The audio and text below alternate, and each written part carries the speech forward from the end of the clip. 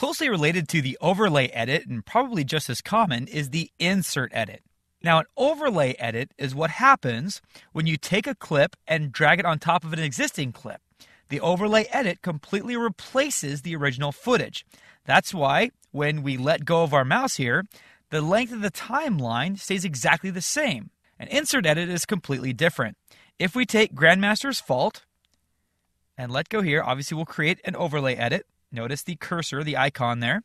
But if I hold the Command key on the Mac or the Control key on the PC, you'll notice that the cursor changes to this.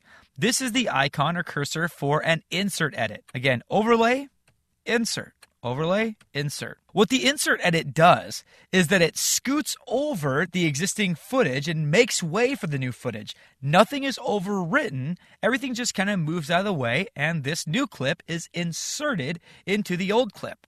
I'm going to let go of my mouse, and notice that the timeline is now longer. So at the end of the fight scene here, basically Premiere cut this footage here and then brought it over here on this side of the other clip. So I'm going to undo that, and let me show you a little bit more in detail what's going on here. Let me play the fight scene a little bit. Play over here in the timeline.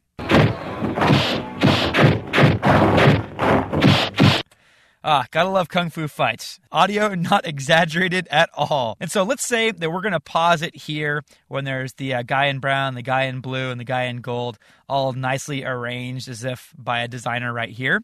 And if I were to now drag the Grandmaster's Fault clip and make an insert edit, by holding the Command or Control key, we'd see that we now have this same well-designed clip ending here, and the Grandmaster's Fault plays. You didn't carry your hammer, Grandmaster. It's your own fault. And once that clip is done, it goes back to this clip just as it was before. So the insert edit, again, it's like it splices the existing clip and puts the second half on the other side of the inserted clip. I'm going to undo that here. Now, if we were to take Grandmaster's Fault into the source monitor, I just double-click that in the project panel to do that.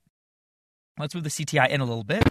Just as this button performed an overlay edit, this button performs an insert edit. And again, that insert edit happens wherever your CTI happens to be, so you want to make sure that it's in the right spot before you hit this button. So those are the two basic edits that you get from the source monitor here, the insert and the overlay.